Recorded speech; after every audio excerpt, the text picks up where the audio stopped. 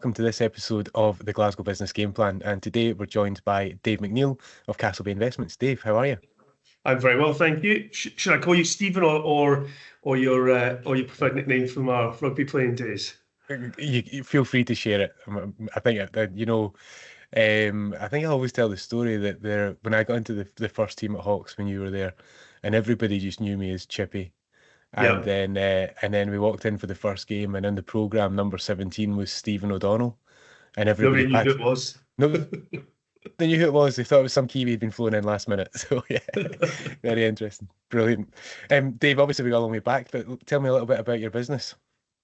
Yeah, so we've actually changed a little bit, but we're an investment management partnership in short. And I started off my career as kind of trainee stockbroker in a stockbroking firm in Glasgow.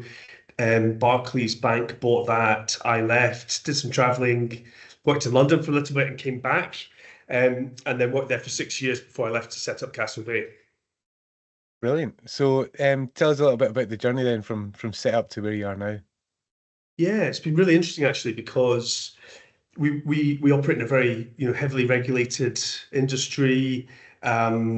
We used to have the head of Barclays Wealth come up from London. He was a New York chap, and he would always go on about it's very hard to set up a new investment business because of costs and regulation, and I always had that impression until I started looking into it myself. I brought in some private equity partners as clients into the bank, and I got chatting to the managing partner one day, and he basically suggested that we could start talking about doing a wealth management function for his firm, and that's what really sort of planted the seed. So, we looked into that, went through the process. I guess fundamentally, I was at a stage in my career where I'd kind of served my apprenticeship, so I had very good training, and had good client relationships, had a bit of success putting in business, and really I wanted to have an alignment of interests, and I wanted to have the control to be able to do that. When you work in a big company, there are often times when things are dictated to you that you might not agree with, and there's no way of you really pushing back on that. So the private equity thing was interesting and worthwhile for us to look into, but we weren't going to have that kind of level of control in a firm like that either. So my business partner, David Ridland, and I then took the plunge and set up the business in 2013. What I love about that, Dave, is that you've worked in the industry, you've taken the time out and went traveling, and then decided actually this is where I'm going to spend the rest of my life. So what is it about the industry and investment that you love? Yeah, I mean, there's just so much to learn every day. And I mean, I'll reference this bit later on, I think. But the key thing I think is you don't need to be the cleverest guy to do this because you can get clever people around you, right? And you know me from way back. I'm most definitely not the cleverest guy in the room, but Dave's one of the cleverest ones I know. So he kind of does a lot of the analytical work, and so yeah, we learn. Every day's a learning day. We've got a growth mindset, and we sort of talk about that a lot with the team in the business. And then when you're dealing with clients, it can be challenging, interesting, fulfilling, and ultimately we've got a massive responsibility. So the people that we look after, either within the fund that we manage or in the individual families, we are responsible for their life and retirement. If we lose their money permanently, it impacts their whole state of their finances. If we can do well for them, make good returns, then conversely it improves their state of finances and therefore gives them a bit more in retirement. And I guess our business is kind of multifaceted as well, Stephen. We've got kind of three parts. So we started off with managing a few families' portfolios, and they were generally relationships that we had from Barclays. We then launched our fund 18 months after we started. That's now been invested in by other wealth management companies across the country. That's quite an exciting part. So we launched that with £7 million, and then it celebrates its 10th anniversary in January, and we're into the 170 million sort of level at the moment. And then but the thing is, once you've got it, you've got to keep it, right? So you've got to do a good job because it can flow as quickly as it comes. And then the third and final part really is financial advice. I think I was quite guilty of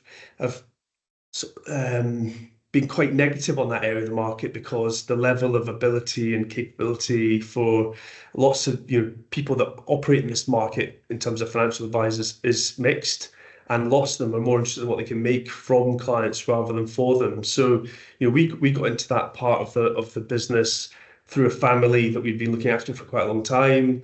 The son came in with his son, the grandson of our client, and we bought him out last year. He retired, and his grandson's now taken on. Sorry, the grandson of our original client has taken on the client. So we've got great opportunity in that space to differentiate ourselves by being, aligned with our fellow, investors and clients, and for the long term, and working multi-generationally through families. That's the kind of aim for that part of the business. That's brilliant. And yeah, that's a key point you said there, Dave, is the aim for the business. And when you started out, and there's obviously a journey there, and you're trying to work out, how do you do this with all the different regulations and the startup and the costs that are involved, then what was the aim at the time, and how did that form itself into where you are Yeah. now?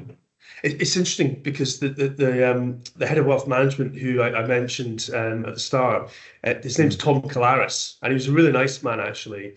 Um, so I bumped into him on the tube a year after we started, and I went up to him, and I think I gave him a fright because he had this Scottish voice. He sort of held onto his wallet and his phone, and I reminded him of our conversations over previous years, and he very kindly sat and had coffee with us a couple of weeks later in central London. And it turned out he'd actually set up his own business, but on a very different level of scale. So he'd invested, many millions of pounds of his own money into this. And it's interesting because I think I asked him what his ambition was. This is a long-winded answer, Stephen, but he wanted to grow it and then offload it. Whereas for us, I think, and everyone sort of measures your success on how much money you manage in our industry, whereas Mm. actually we think about it as it's time in the seat. So if, I'm very privileged to do a job that I love, and I'm in control of what the business does because I own a third of the business.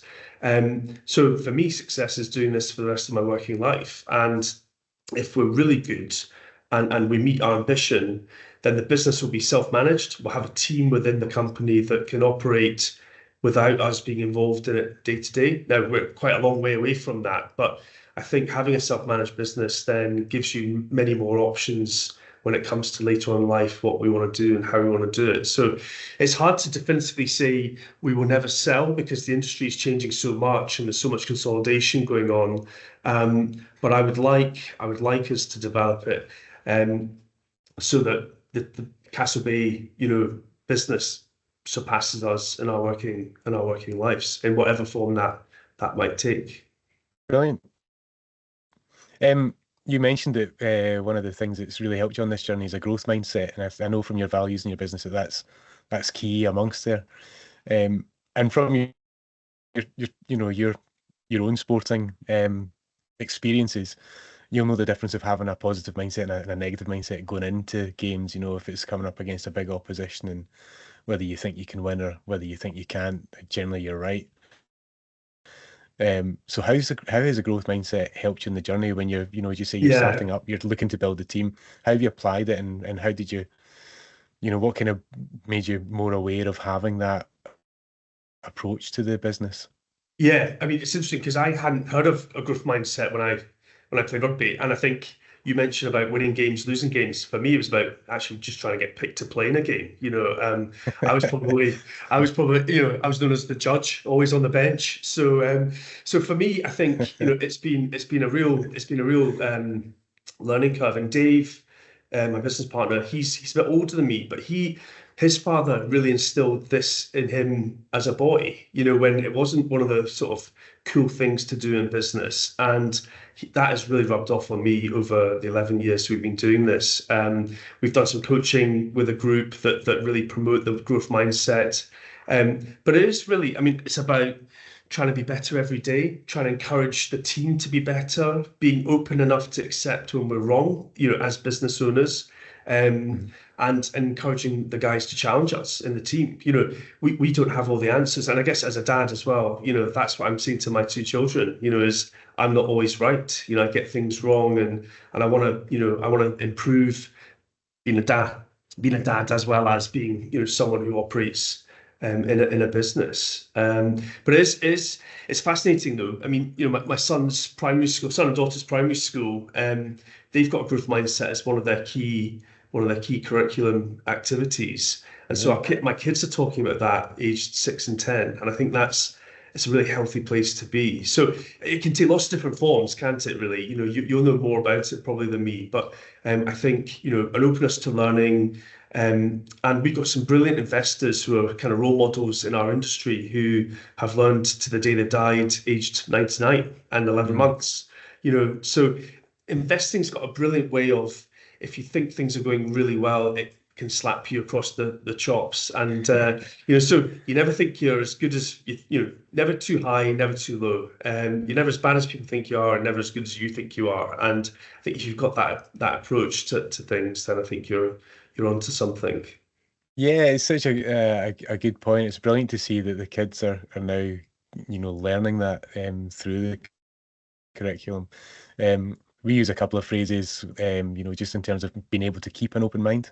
There's lots of information out there, and there's lots of stuff that you will have learned and understood on your journey. But just because you know it doesn't mean that that's the only way it can be done or the only way it can be Yeah. applied. So we always try and speak to people about having with that growth mindset, it's having isn't that interesting approach to maybe some information that's been presented that maybe you think, yeah, I know that.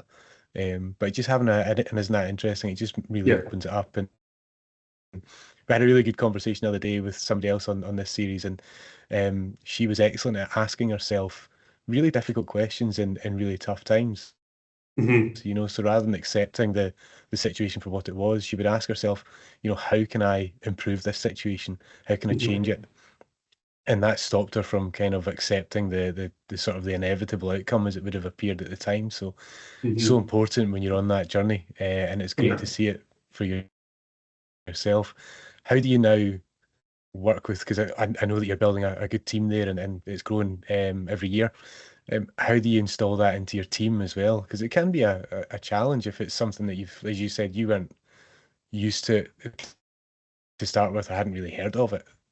Yeah, sure. I mean, we've hired very slowly in a sense that the people that have joined us, we've generally got to know quite well before they've come on board. And I think that's one way of doing it. But obviously, not every company has that luxury of the time, to get to know people and do that. But we do regular away days as a team where we talk about that and purpose. I think having a purpose in a business is so important. And again, it's become quite an in vogue thing to do, but actually, if you use your purpose, to just to drive the behaviors in the team. I worked in a bank where incentivization was all based around how much money you made the bank, and not what you made for clients, and it can just Mm. drive the wrong type of behaviors, basically. So we spent a lot of time talking about that, and encourage the guys. I mean, the nature of business is there's a lot of reading involved. Either if you're doing financial, planning, you need to be technically very good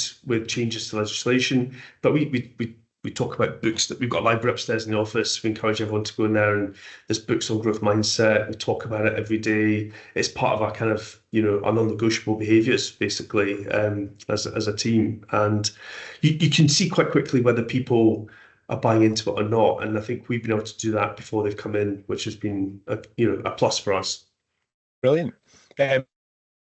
What's your favorite book in the library? I know, I thought you'd ask that. I've got a couple. I mean, there's a few. I mean, so one that Dave got me onto before we went to business was Think and Grow Rich by Napoleon Yeah, Hill. Napoleon I think Hill. you have to read these types of books with a really open mind and not be too judgmental about it, or prejudge it. And then there's a couple of investing books. I mean, we read lots of what other fund managers write, and we know lots of other fund managers because again, that's part of our development as well. So, it's a great way of learning is by meeting other fund managers who are better than you and who you're competing against. So there's a book called Nick and Zach's Adventures in Capitalism, which is an investment book. It's actually a very easy read. The letters that Nick Sleep wrote to his investors, and he grew his investors' money by about 20% a year for 15 years, which is pretty good going. And another one is called The Outsiders, which is by William Thorndike, and it looks at 6 or 7 chief execs who have grown their companies unconventionally but very successfully over long periods of time. So those are three that I would suggest. Brilliant. Yeah, Think and Grow Rich is it's got some great principles to apply, particularly when you're talking about that Yeah. growth mindset. But I'll need to go and have a look at the other two. Yeah, and see what we can learn from there. So I'll thanks, good send you on. I'll recommendations. send you on, Stephen, because I've got a few copies of them. So I'll send you on after this. Well, we'll grab a coffee. You can pass it over. That would be great. Yeah. Some really interesting, David. It's great to see that you're applying what you know and what you love, and being able to do that for a living as well. And you've got the business to a point now where where are you now? You're more than 10, almost 20 times the business, 25 times the business that you started with in Yeah. 10 years, which is a phenomenal level of growth. Yeah. So when you're looking further down the road to sort of the next 5 years, and the kids are growing up and you're not having to spend as much time getting told what you don't know by them, what does the future of CastleBay look like over those 5 years?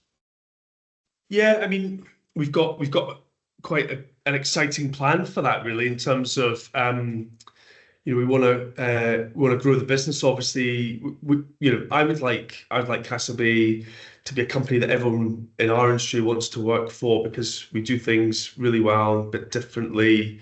But it's very hard to get into the company, basically. So, we want to grow the fund, 2 or 3 times the size of what it is now. And then the private client part of the business is still quite nascent in many ways. So, we've got a great opportunity to grow that part of the business with the financial planning and the discretionary investment management side of things. Another book that we've all been reading as a team and we've kind of committed to is Scale at Speed, where you're looking to grow your revenues 3 times in 2 years. And to do that, you've got to be quite unconventional in your thinking, because it's not just a case of saying we need to do 20% more, to get to that level. It has to be really quite different. And that's about creating a team of A players that can basically then develop a team within a team and scale that way. So I think, for me, that's more of a mindset change. It's about, not sitting there waiting for things to happen. It's about getting out there and making it happen. And that's what, we've done to this point in the business. Brilliant. And it's some great ambition there as well. And again, more really good advice.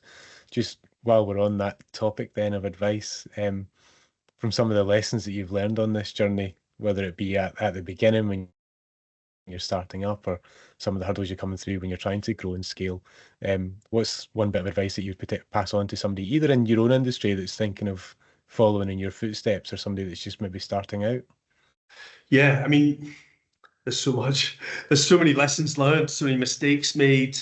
And I guess if I could distill it down, I would say, uh, I guess in the first instance, you need to have time in the tank, right? So you need to have enough time to affect whatever it is you're going to do, and then add more on, because it always takes longer than you think. So if you think you need £250,000 to get up and running, you probably need twice that, and you probably need 5 years instead of 3 years. I think about our business plan at the start, hugely, and they always are wildly ambitious, because you have that naive optimism, which you need in the first 3 years of a business just to stick around.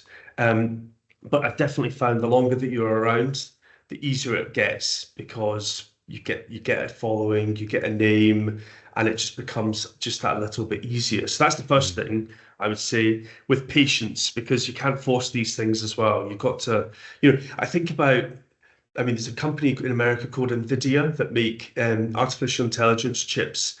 And in the last couple of years, they've gone up something like hundreds of percent, right? And they're now the biggest company in the world. But what would shock people is that they were founded in 1993, so 31 years ago, because they've kind of burst on the scene recently.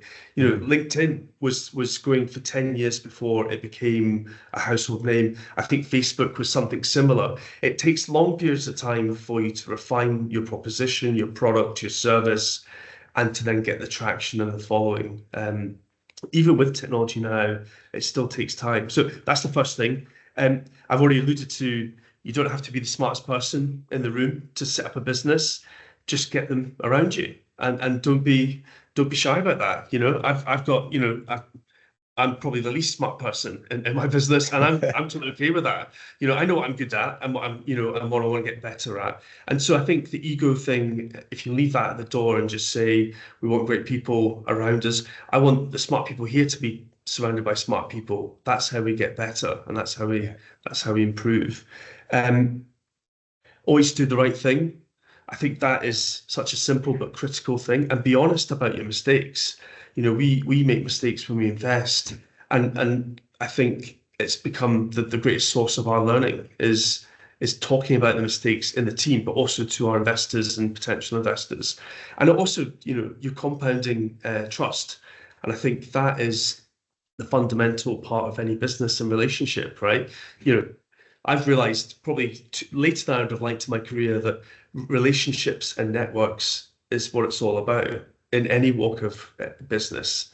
If you've got that, it makes it easier. And if you're committed to that and you invest in it properly, then you'll do really well. And then I've already mentioned again, the kind of think about your purpose and culture, because it just drives everything that you do. And if you've got a misalignment of incentives, people will operate to those incentives, Mhm. unfortunately. So invest the time in bringing in good people and just about talking about behaviors that are good and bad, and and what's acceptable in an organization. It pays off in spades down the line. I listened to a fascinating podcast just recently, just today and yesterday, about Starbucks and the culture they've got in the company. Really quite Mhm. surprised me. From I say the founder, he actually bought the business. Howard Schultz bought the business when it was over 10 years old, with two or three coffee shops in it, and he's Yeah. made it what it is today. So again, you've got to invest that time in the team, and it really pays off. Yeah, brilliant. For, Oh, for sorry. most of the for most of the first decade of we're 11 years old. For 9 years, there's just three of us in the company.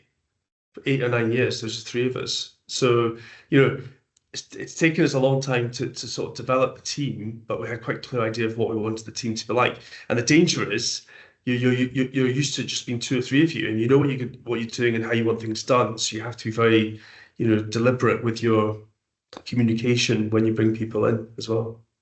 Yeah, yeah, really good. And having processes already in place for them to follow, but being able to Absolutely. share that, I think is it's while the process might exist for you and you know it because you've been doing it for 9 years day in, day out, being Yeah. able to communicate that effectively so somebody can pick up and effectively the place can run without relying on you as well. Yeah. Which is our Um, ambition, right? To have a yeah, self-managed business. So yeah. definitely. Oh, loads of great advice in there, Dave. I love that. The point about I would refer to it as your financial runway, if you like, Yeah. when you're getting started. Don't underestimate how important that is and taking the time to actually plan and prepare it. But there's no substitute for action as well. Yeah. Actually getting out there and doing it. You don't sit and sort of debate with yourself for too long. Yeah. So, no, brilliant. Some really, really great insight there, Dave. Thanks for sharing. Great. No problem. Nice. So, Dave, after this, people have watched this and they're interested to know more about Castle Bay. How do they find out about you? Yeah, so we have a website, I guess, as everyone does. So castlebayinvestments.com. Um, we have a very minimal LinkedIn footprint, which we're talking about sort of getting a bit more involved in that side of things. But yeah, website's probably the best place to go. Excellent. Dave, thanks so much for your time today. It's been really great to find out more about you. See you again, Yeah, more about the business, and that incredible journey you're on. And I wish you all the success for the next 5 years as well. yeah, and same with you, Chippy, as well. Thanks for having me on, and it's been good fun. And yeah, wish you all the best in yours as well. Thanks, mate. Good to see you. Dave, You take too. care. All the best. Cheers.